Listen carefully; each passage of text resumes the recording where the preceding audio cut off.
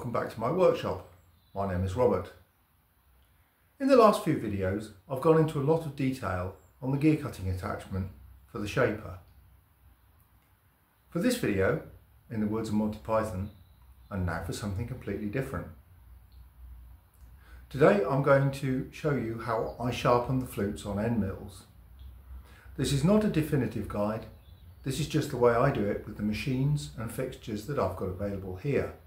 I hope you like it. But first, a big thank you to everybody who's subscribed to this channel. It seems quite a lot of people like the content that I'm producing. Thank you. Right, enough chat, let's get on with it. If I'm going to demonstrate sharpening Endmills, I'll need a few victims to sharpen. I've got a few here which are in a variety of conditions. Some of them aren't too bad. This one, for example, the end is if I can get it to focus on it, it's not in particularly great condition, but that will come up all right. The flutes are dull. I wouldn't be doing that if I just sharpened it. So that might be a suitable candidate. There's another 4-fluter here. This is a non-centre cutting end mill, so that's a bit easier to sharpen. I've also got this nice 3-fluter with a little bit of damage on the corner just there. That should sharpen up okay. And the gashes are deep enough so that I won't have to redo the gashing. That's a bit more awkward as well to do. But this one's carbide, so that'll be quite interesting to do. You can tell from the weight. Some of the other ones have more extensive damage. This monster here has got a whopping great chip. Now when you have this much damage on it, just grinding away on the relief here is pretty pointless. It's just too much like hard work. It's probably better to just go back here, slice the end off and start again. But that's a lot of work. This one is I don't know whether it's 25mm shank on it. I use an ER32 system for holding cutters on the sharpening jig, so large ones like these are out because I can't hold them. I don't have the oversized collets,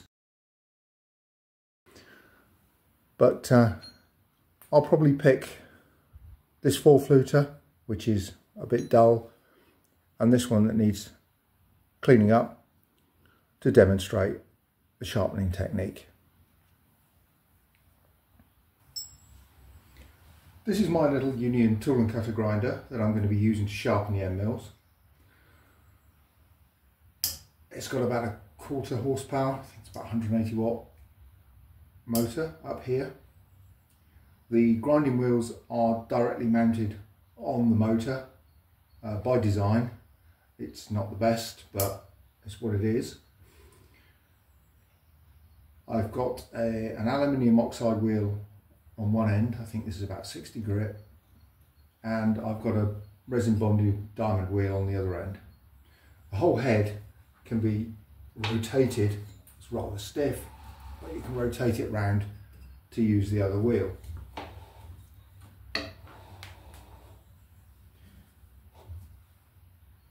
The table travel is controlled by the handle down here via a gearbox and a pinion and rack. In feed by this handle here. The screw is metric. This is the only metric machine in my shop. Spindle height, because the table is fixed, the head goes up and down, is via this wheel here, and there's a lock just here. So this is my fixture for sharpening end mills. I had to replace the original spindle that came with this rotating fixture with this. And I made this from a solid bar. It's got an ER32 collet chuck on the end. It's got a collar around here with 12 holes in it, which means that you can use this to index either every fourth hole, every two holes, every 4 holes, or every 3 holes, or 6 holes, or 12. That fits in there. It's a nice smooth fit, there's no rock on it, and this enables the forward and back motion required when sharpening the flutes. The fixture itself can be levelled on a screw back here, so that can be adjusted until that's exactly level. This joint here needs to be aligned and so that it's parallel with the travel, and the whole thing can be rotated around. So the next thing that's needed to sharpen Endmill flutes is a finger which goes in the flute and tracks the rotation of the flute as you withdraw it. And this little fixture fits up here, like so. It's fully adjustable in height and reach and angle to get things just where you want it in order to match the size of end mill that you have. So first thing to do before sharpening anything is to dress the wheel. This is very important because the wheel gets clogged up with ground off metal and it dulls the sharpening edges and then just overheats the work. So to do this, I have a diamond dresser. This is a 1-carat diamond dresser held in a fixture. It's nice and rigid. We don't want this flopping about. And I'm going to set this approximately on centre line of the wheel. The wheel is angled this way slightly so that it's presenting this inside edge proud of the outside. I'm then going to dress this across here. Then when I rotate the head back to a straight line perpendicular to the table travel, the outside edge will do the grinding work. We don't want to be in contact on the full width of the wheel. It's only a little motor, it's not hogging off lots of material, and it won't produce the right result if we end up trying to grind too much of a flute at once. So to do this, wind this handle up to get this in the right position. Advance in and proceed to grind. Safety specs on. Everything's rigid. This is out of the way. This is going to get noisy as I'm going to have to try and run the vacuum to try and control the grit that comes off. It goes everywhere anyway, but if I don't do anything, it makes a filthy mess. So let's dress the wheel.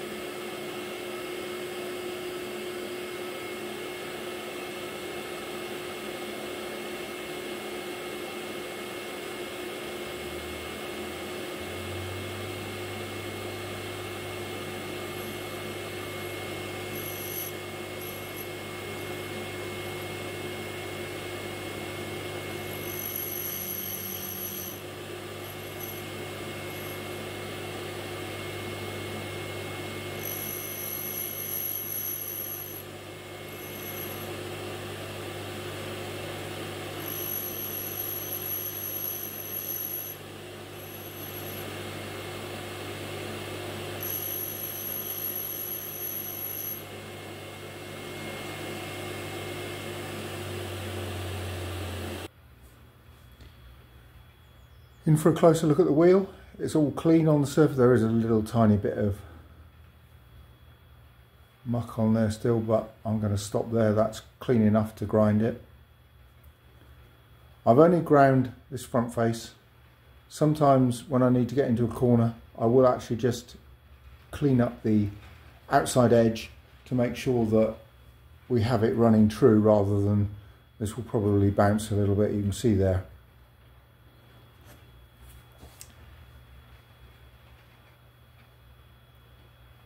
Worth pointing out that when I was grinding, or when I was dressing the wheel, I had the wheel rotating in this direction, so the grip would be coming down from the diamond. The diamond is pointed slightly down, just in case anything catches. Whether that will actually make much difference or not, who knows, but that's the way I've always done it. When you're dealing with an item being ground on this side that's up against the finger, it's vital that the wheel always rotates in the direction to push the flute against the finger.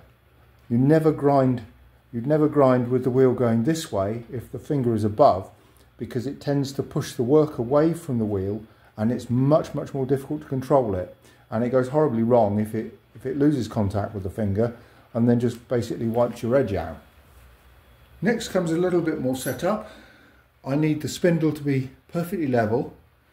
I have a centre in the spindle with a sharp point on it, so that I know exactly where the axis of this is. I've got this adjusted so that there's a slight movement on there. That's pretty much bang on. That'll do. The next thing I'm going to do is to bring in a height gauge.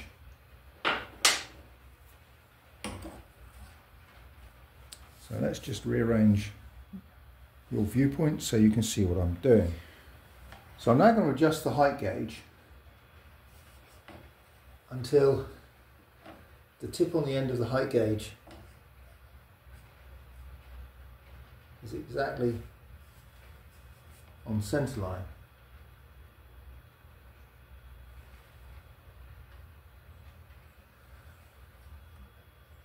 That should be good enough. Now this is going to start an initial 0 degrees reference for us on the Endmill flute, so it is quite important. This height gauge can now be locked and left at that height from now on. So now we have the spindle levelled, the height gauge set to the centre height. We'll now pop an Endmill in a collet in the end of this spindle. We don't need to bang this up to normal sort of milling tightnesses. This is fine, just finger tight will be fine. That's holding that in the right place. Now the next crucial thing to do here is to just advance this spindle to give 10mm of clearance, 3/8 of an inch.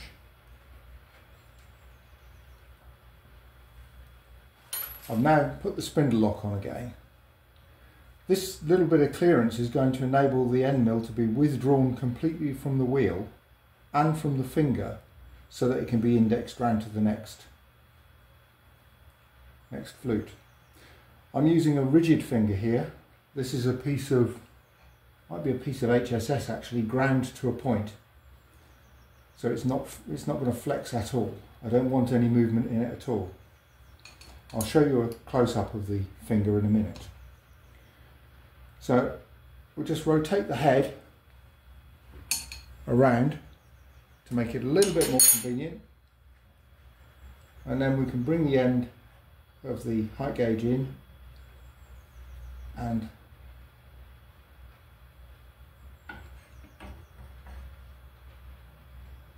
adjust the Endmill until that's just touching the underside of the height gauge.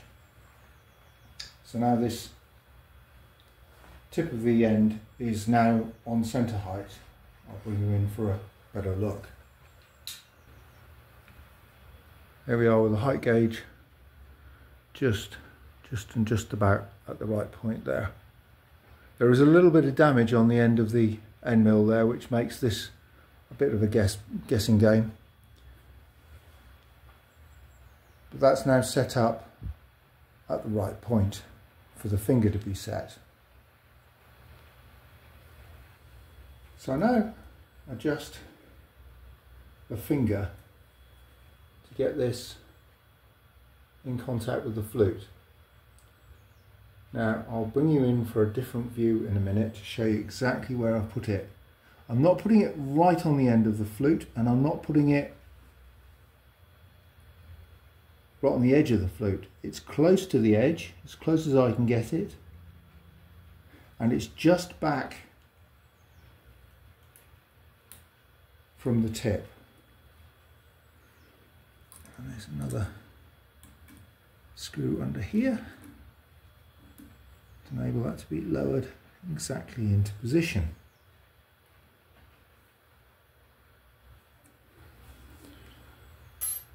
So here you can see that this finger is touching the flute of the Endmill about 1.5 millimeters back from the edge, and it's about 0.5 millimeter in from the edge of the flute.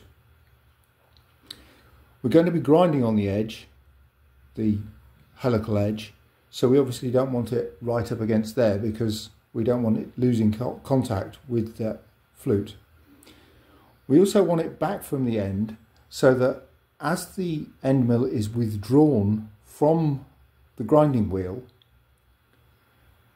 the finger maintains control of the rotation of the end mill until it's moved past the grinding edge of the wheel, so that the wheel is no longer grinding at the point where we lose control of the rotation. If you have it right on the end and the grinding wheel is grinding further as you look at it to the left, then for a split second you're going to lose control of the rotation of the end mill, and that's going to spoil the very tip. So with the finger locked in position, a little space here enabling us to detach it, we'll remove the height gauge, we'll rotate this back round to 0 degrees.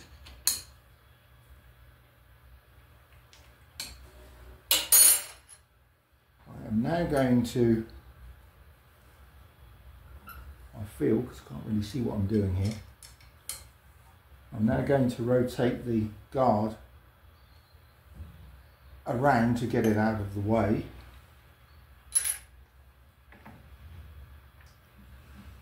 And I'll now bring the end mill in.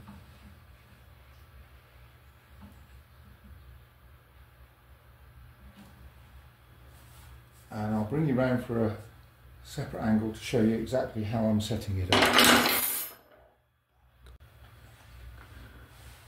So I'm going to just feed the table in, and I'm just going to advance the end mill towards the wheel but not actually touch it at this stage. We're going to be grinding on a little gap of about 1 millimeter width or so on the wheel here.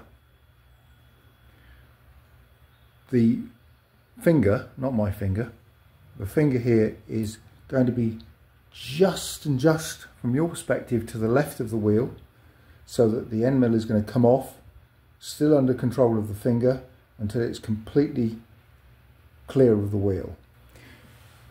With everything set up, I'm now going to bring in these little end stops and do these up tight, and that is going to stop the table from travelling. We'll do all of the feeding using the spindle. At this point we can free off the spindle lock and we can withdraw the end mill. The end mill will then be fed like this to grind.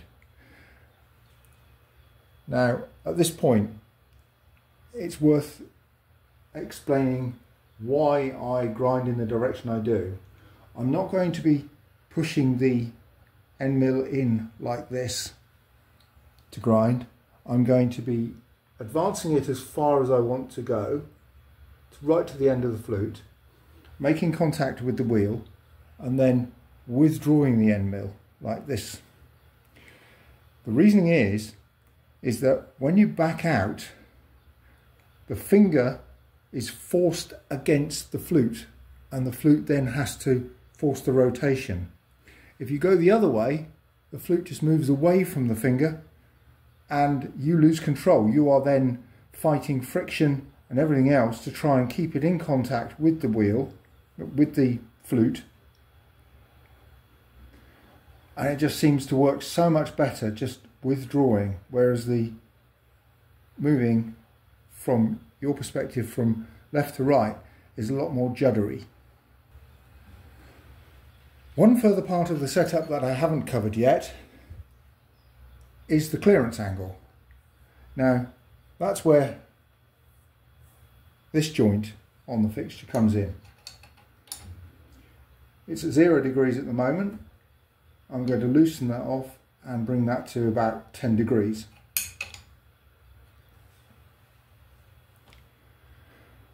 That's going to give me a side relief, front relief, what relief, of about 10 degrees on this Endmill.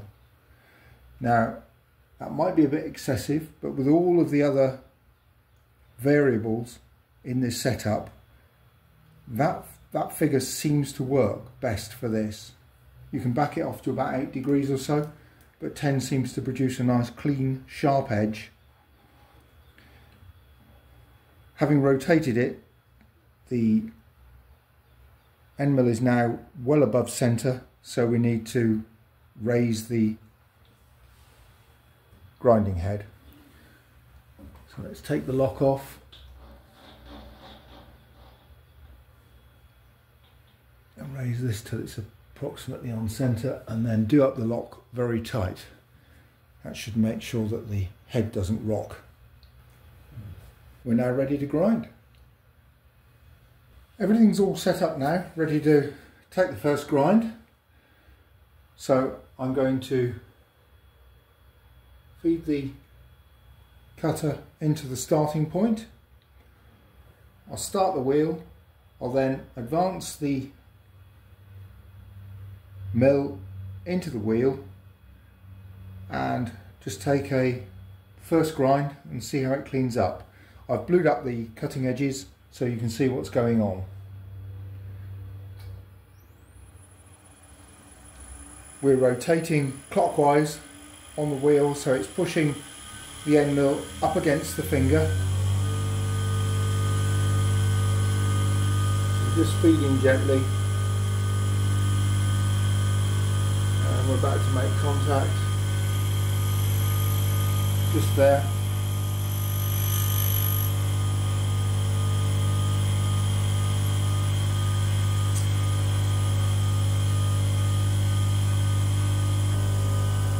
One more thing to do before we do anything else is just to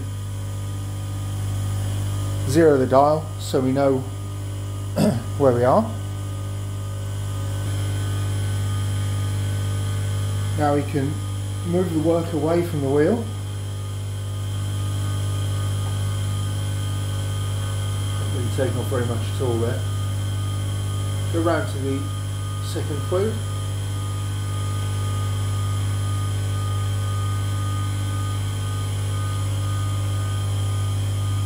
Advance into our 0.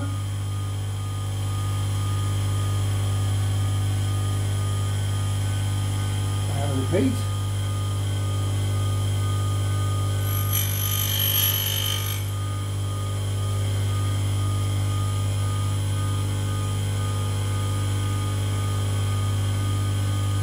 Feed out. Back to the start of the flute. Put some cut on. I'm going to put on about 0.1 millimeters, so that's about 4 thou.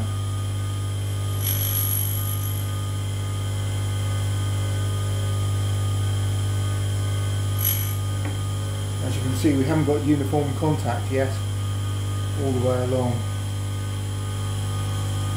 Let's just zero that out again so we know where we are.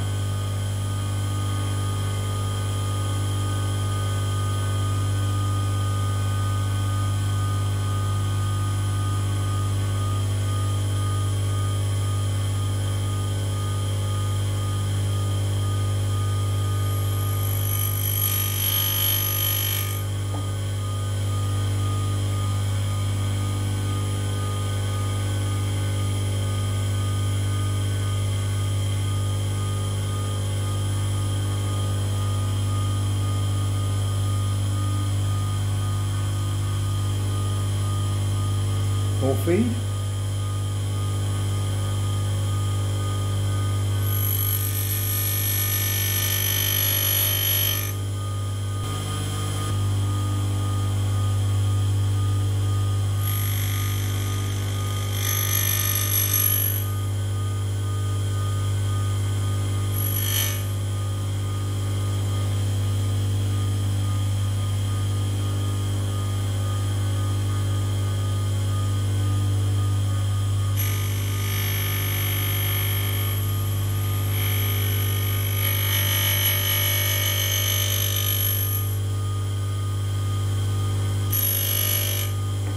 Each time I'm only feeding in about 0.1 of a millimetre.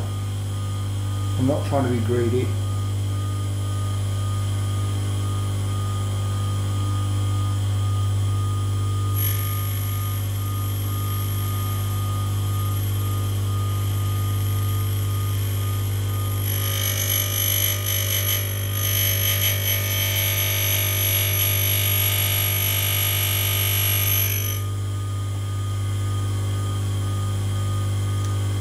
Nearly cleaned up all the way along.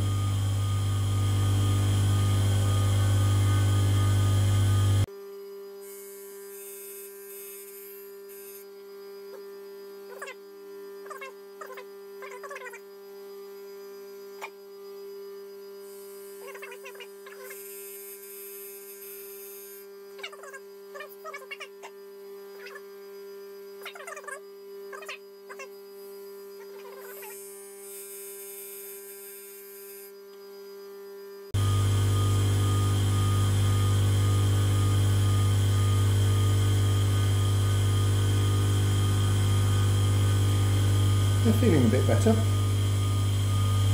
So I'm going to do that right in. I'm probably going to take something like about 0.4 millimeters this time. 0.04 millimeters. 0.4 will be a little bit aggressive.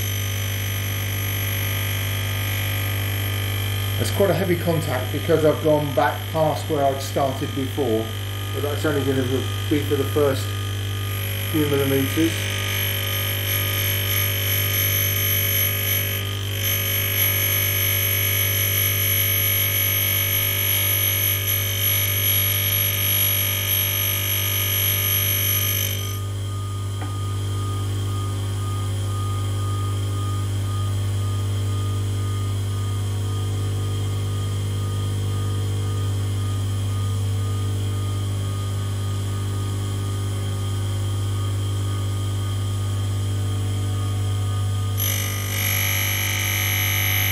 Again, that's starting further back than where I'd started before.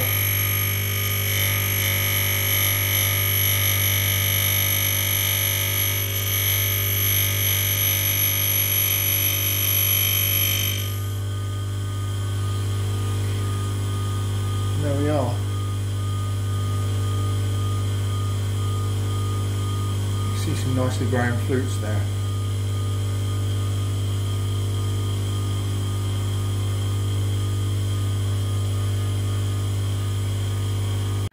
So let's just have an inspection of what we've just achieved here. You can see a nice helical flute there. Similarly there, nice grind on the edge. I obviously didn't come back as far on this side as I did on this side.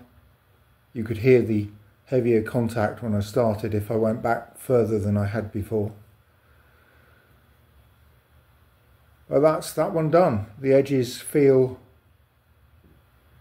like they've got an edge on them. They feel like they cut. Obviously the end still needs attention.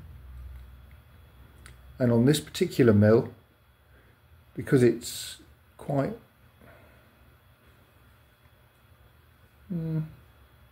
badly mangled on the top where it's been hand ground, just by the looks of it, just up on a bench grinder. I will grind a lot of this, just stick this in the fixture and just grind the end flat, and then we will start doing the entire geometry on the end from scratch. I'll bring this video to a close here. I did record sharpening the flutes on the 4-flute end mill, but it's more of the same, and to keep the video a sensible length, I'll stop here. I'll do a follow-up in which I'll clean up the end of the 2-fluter and reinstate the correct end cutting geometry. I'll also clean up the end cutting edges of the 4-fluter. But for now, thanks for watching.